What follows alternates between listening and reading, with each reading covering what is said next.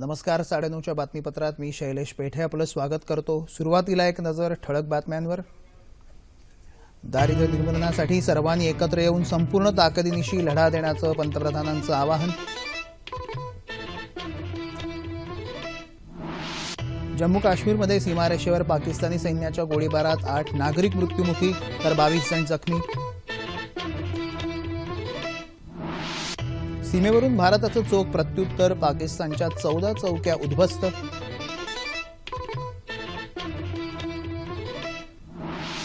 दहशतवाद्यांविरोधात सरकार आणि सुरक्षा व्यवस्थांनी केलेल्या कारवाईबद्दल राजकीय दृष्टिकोनातून शंका घेणं थांबवावं, केंद्रीय गृहराज्यमंत्र्यांनी विरोधकांना सुनावलं. ऊसाच्या दराबाबत साखर कारखानदार आणि शेतकरी संघटनांमधील चर्चा आजही निष्फळ, उद्या पुन्हा बैठक. अंधेरी सामूहिक बलात्कार प्रकरणातल्या 7ही आरोपींना 4 नोव्हेंबरपर्यंत पोलीस कोठडी, 1 आरोपी अद्यापही फरार. आणि बहीण भावाच्या नात्याची वीण घट्ट करणारी भाऊबीज सर्वत्र उत्साहात साजरी.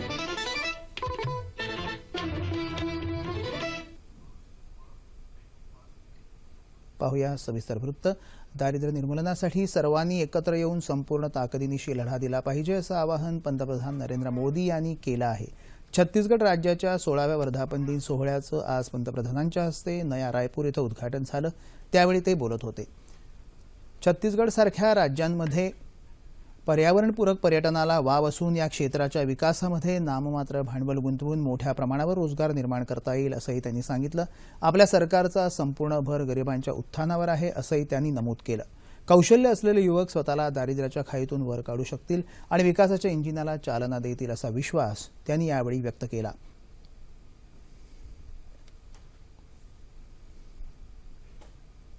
पंतप्रधानांनी पंडित दीनदयाळ उपाध्याय यांच्या पुतळ्याचं अनावरण केलं. तसंच शहरातल्या एकात्म पथ आणि BRTS वाहतूक प्रणालीचं लोकार्पणही पंतप्रधानांच्या हस्ते झालं. पंतप्रधानांनी सौर सुजला या महत्वाकांक्षी योजनेची आज सुरुवात केली. या योजनेअंतर्गत शेतकऱ्यांना अतिशय अल्प दरात सौर पंपांचं वाटप करण्यात आलं. छत्तीसगडच्या दौऱ्यानंतर पंतप्रधान मोदी यांनी आज हरियाणा राज्याच्या सुवर्ण महोत्सवी स्थापना दिनाच्या सोहळ्यातही सहभाग घेतला. राज्याने बेटी बचाओ बेटी पढाओ उपक्रमामध्ये दिलेल्या उल्लेखनीय योगदानाबद्दल त्यांनी प्रशंसा केली. गुरुग्राम इथं झालेल्या मुख्य सोहळ्यात त्यांनी दीनदयाल जन आवास योजनेचा शुभारंभ केला. देशाच्या चतुःसीमांच्या रक्षणासाठी हरियाणातल्या जवानांनी बलिदान दिलं आहे, याचा आपल्याला अभिमान वाटतो असंही पंतप्रधान यावेळी म्हणाले. पॅराऑलिम्पिकमध्ये रौप्य पदक पटकावलेल्या दीपा मलिकला 1 कोटी रुपयांचा धनादेश प्रदान करून मोदी यांनी तिचा सन्मान केला. हरियाणाला नव्या उंचीवर नेण्यासाठी लोकांनी प्रयत्न करावेत. मुलींचं रक्षण करून स्त्री भ्रूण हत्या थांबवण्यासाठी सर्वांनी आजच्या मंगलदिनी प्रतिज्ञा करावी असं आवाहन त्यांनी यावेळी केलं.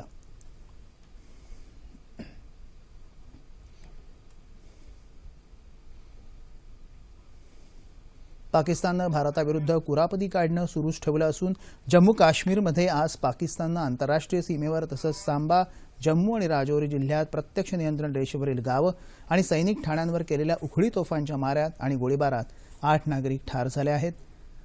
सांबा आणि आरेसपुरा भागात आज 5 नागरिक ठार झाले तर 22 जण जखमी झाले. नौशेरा भागात 2 महिलांसह 3घांचा मृत्यू झाला. सांबा जिल्ह्याचे पोलीस अधीक्षक जोगिंदर सिंग यांनी ही माहिती दिली. पाकिस्तानी सैन्याचा गोळीबार अद्यापही सुरूच असून भारतीय लष्कर त्याला चोख प्रत्युत्तर देत आहे. सीमा सुरक्षा दलाच्या जवानांनी आज पाकिस्तानच्या 14 चौक्या उद्ध्वस्त केल्या.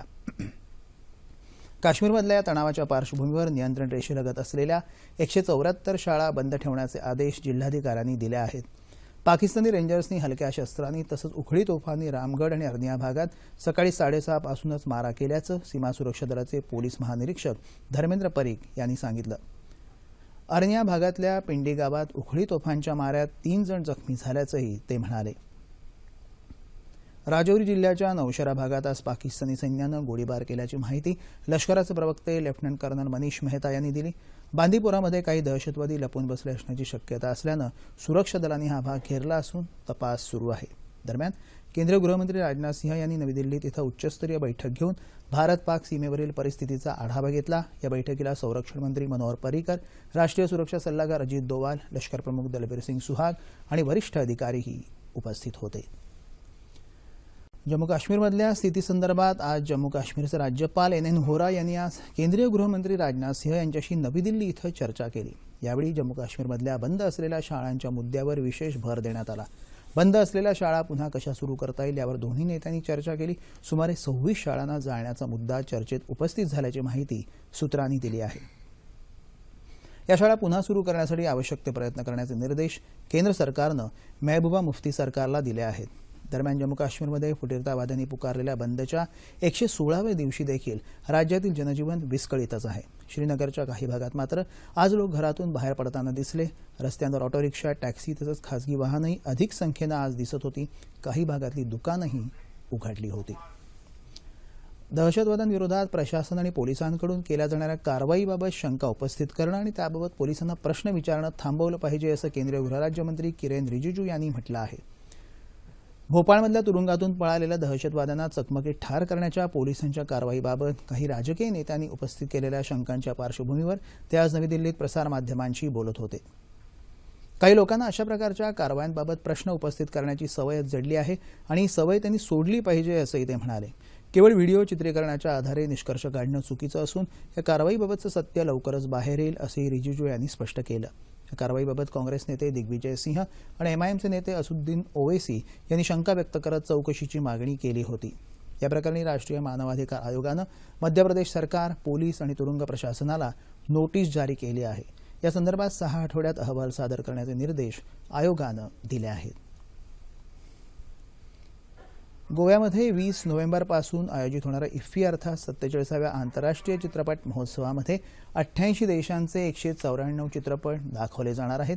केंद्रीय माहिती आणि प्रसारण मंत्री व्यंकय्या नायडू यांनी आज नवी दिल्ली इथं पत्रकार परिषदेत ही माहिती दिली.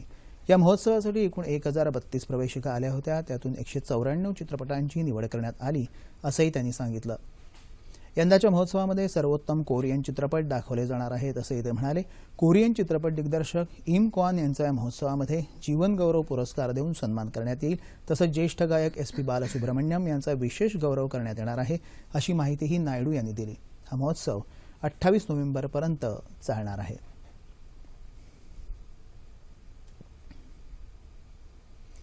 येत्या 5 वर्षात भारतीय पॅकेजिंग उद्योगाची उलाढाल $73 अब्ज पर्यंत वाढेल असा विश्वास केंद्रीय विज्ञान आणि तंत्रज्ञान राज्यमंत्री YS चौधरी यांनी आज मुंबईत व्यक्त केला.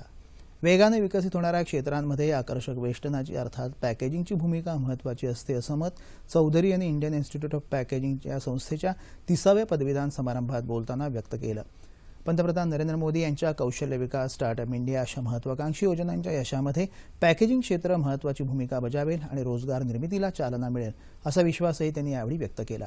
पॅकेजिंग उद्योगात आधुनिक तंत्रज्ञानाचा जास्तीत जास्त वापर करून घेण्याच्या दृष्टीनं प्रशिक्षण देण्यावर पॅकेजिंग इन्स्टिट्यूटनं भर द्यावा अशी सूचना चौधरी यांनी यावेळी केली. या संस्थेतून पदवी घेतलेल्या विद्यार्थ्यांनी उद्योजक बनवण्यासाठी प्रयत्न करावेत आणि रोजगार निर्मितीला चालना द्यावी असंही ते यावेळी म्हणाले.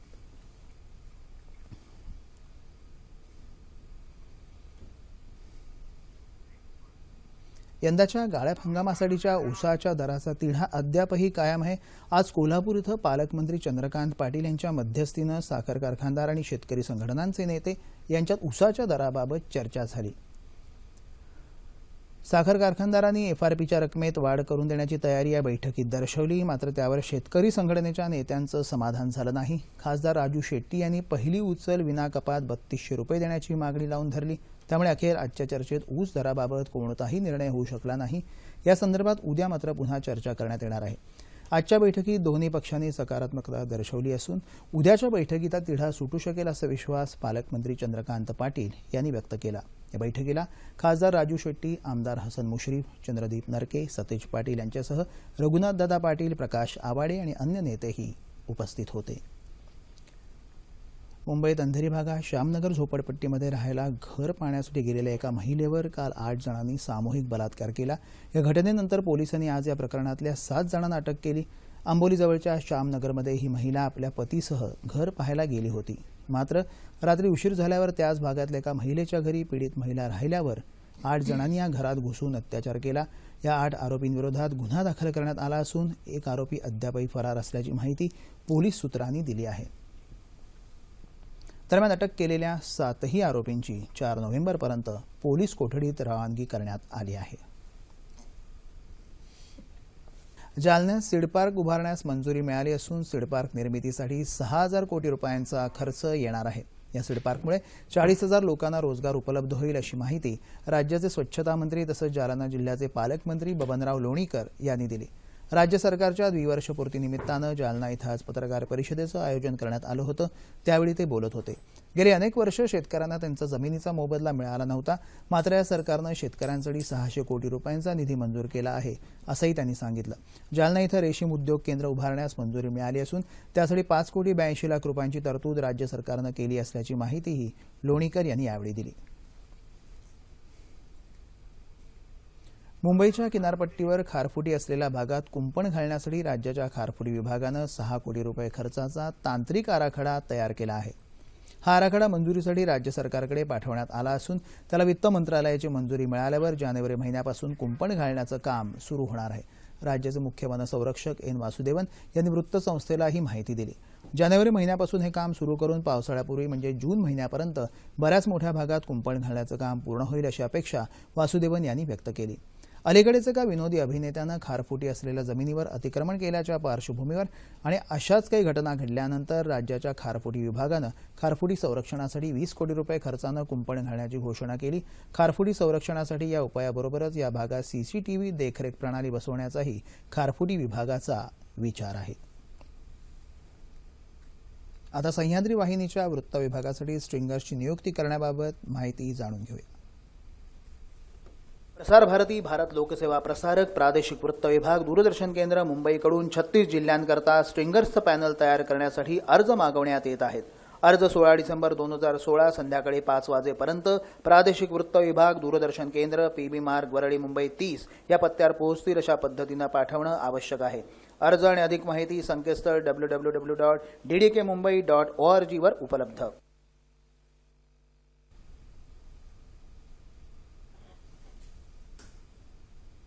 आज भाऊबीज दिवाळीच्या अखेरच्या दिवशी येणारा हा सण म्हणजे भाऊ आणि बहिणीचं नातं अधिकच वृद्धिंगत आणि दृढ करणारा उत्सव।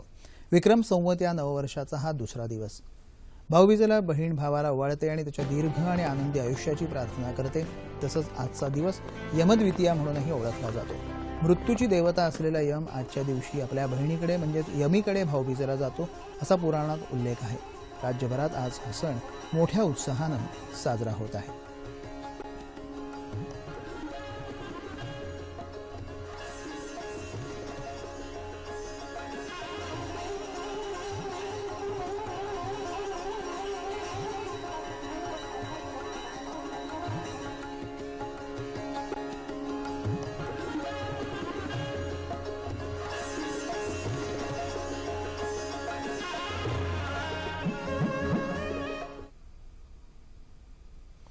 मलेशियात झालेल्या आशियाई अजिंक्यपद हॉकी स्पर्धेचं विजेतेपद पटकावून भारतीय संघ आज मायदेशी परतला। चुरशीच्या अंतिम सामन्यात भारतानं पाकिस्तानला 3-2 नमवून विजेतेपदावर आपलं नाव कोरलं। या सामन्यानंतर भारतीय हॉकी खेळाडूंचं मनोबल उंचावलं आहे।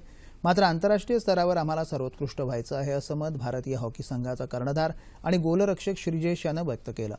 या स्पर्धेत गोल करण्याचे विरोधी संघाचे मनसुबे हाणून पाडत श्रीजेशनं आंतरराष्ट्रीय पातळीवर उत्तम गोलरक्षक म्हणून ओळख निर्माण केली आहे। दरम्यान मलेशियात पटकावलेल्या आशियाई अजिंक्यपद आपण उरी हल्ल्यातल्या हुतात्म्यांना समर्पित करत आहोत असं श्रीजेश यानं म्हटलं आहे।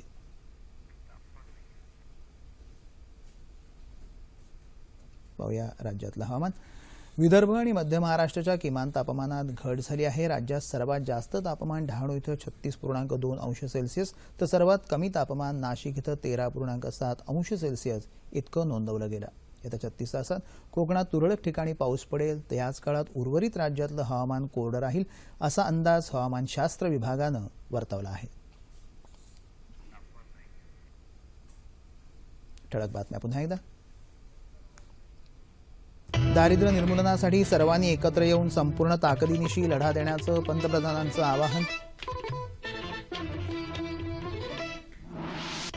जम्मू काश्मीरमध्ये सीमारेषेवर पाकिस्तानी सैन्याच्या गोळीबारात 8 नागरिक मृत्युमुखी तर 22 जण जखमी। सीमेवरून भारताचं चोख प्रत्युत्तर, पाकिस्तानच्या 14 चौक्या उद्ध्वस्त।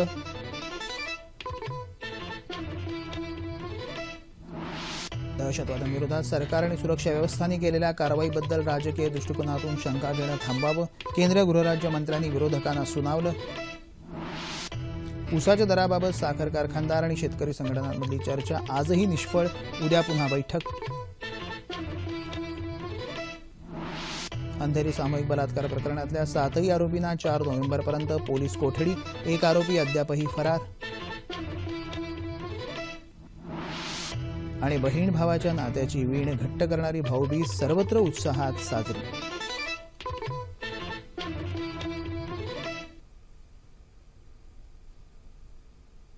याबरोबरच हे बातमीपत्र संपलं. पुन्हा भेटूया उद्या सकाळी 8:30 वाजता आपल्या सह्याद्री वाहिनीवर.